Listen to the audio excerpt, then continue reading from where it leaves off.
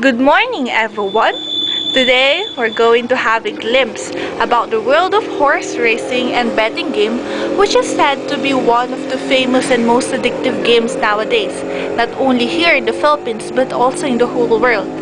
And to give us some important information about the said game, here's Mr. Manolito Magno, an expert for the horse game and regular bettor in San Lazaro Park in Cavite.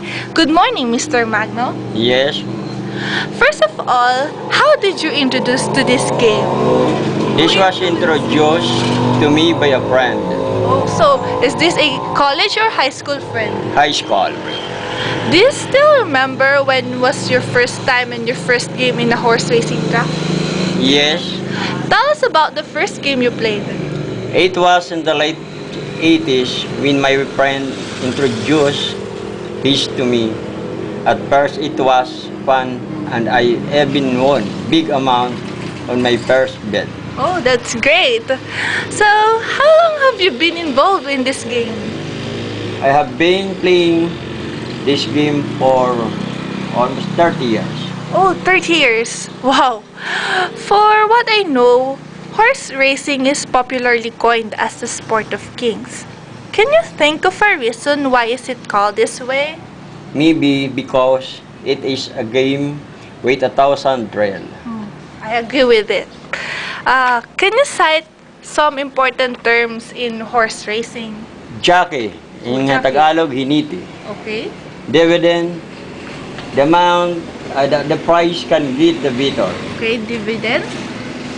Monitor, on which ad beating falls and other race information are displayed. Is it like a television? Yes. Okay. Ano, there's another? Teller, person who is licensed to accept bet on the result of an event based on their provision of odds to the customer. Okay. Key horse, the main expected winning horse used in multiple combinations in exotic wagon. Beater, like me. Oh, yeah. So, let's now talk about how the game works. Can you discuss to me the mechanics of the game? To place a bet, you go to off-track betting station. Okay. You Okay. could also bet over the phone.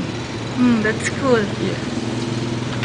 You need to state what you are betting on by making a selection on the horse, the type of bet, and the amount you are wagering. Your selection will obviously depend on the odds offered. You will want to examine the range of odds available before you make a decision. Okay. So, what factors do you consider in choosing the horse that you think has the highest chance of winning? The small dividend in double has the highest chance of winning the race if the racing event is fair. Okay. I heard that there are a lot of betting options in horse betting. How can you decide which bet to make? There are a lot of betting options, but I find it easy to bet in forecast. But if you will like a big dividend, you bet winner take all. Okay. So, what are the types of bets anyway? By the way. There are many types of bet, but the three most common ways to bet money are to win, To win, to place, to place. and to show. Okay. A bet to win, sometimes called a single bet, means that you stake money on the horse and it comes in the first place. The bet is a winner. Hmm. In a bet to place, you are betting on your horse to finish either first or second. Okay. A bet to show when if the horse finish first, second, or third. Since it is much easier to select a horse. to finish first, second, or third Who agree? than it is to select a horse just for first. The shoe payoff will be much slower on average than win payoff. Okay, so what are the ways of bets? Pawn betting by pawn, of course, Okay. and actual betting. You are actually go to the horse racing track. Where are other horse racing tracks aside from the Carmona Cavite? In selected areas of track betting station. Are there other racing tracks? Yes, so in the many. Can you cite some? All over the provinces, Metro Manila, Quezon City, Cavite. What is the most popular racing track? The mm, place? Santa Mesa? Santa Misa, edere, Okay. Metro Manila. Okay. What are the usual factors that influence the amount of bet you are willing to shell out? It depends on your capital amount to be bet. Okay. What are your strategies to increase your chances of winning? To get a tip from trainer, jockey, or you called a hiniti in Tagalog, or horse owner, and study the racing program. Oh, by the way, what is the minimum bet? How much? 5 pesos. And the maximum bet? You can make a bit either 50,000 pesos in a single bet. Oh, so what is the highest prize a bettor can win?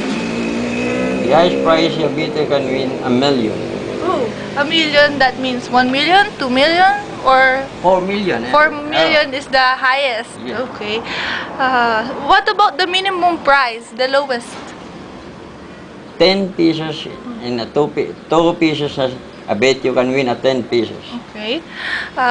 But why do you think the game can lead to addiction, especially to the male crowd? Can you give me specific reasons behind the addiction? It can lead to addiction because while betting, you can win big and can relax with a fresh air at the same time at San Lazaro Leisure Park. Okay. Maybe for some people, horse racing is just a contest, but there's more to it that makes people become horse racing wagering buffs.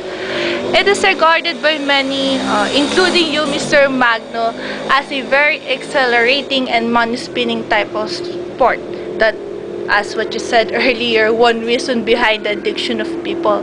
There's no doubt that Philippines, like other countries, is very fascinated with the sport of horse racing. It's a gambling game that is already a part of the Filipino culture. This is why the country is often coined as the most race-addicted culture in the world.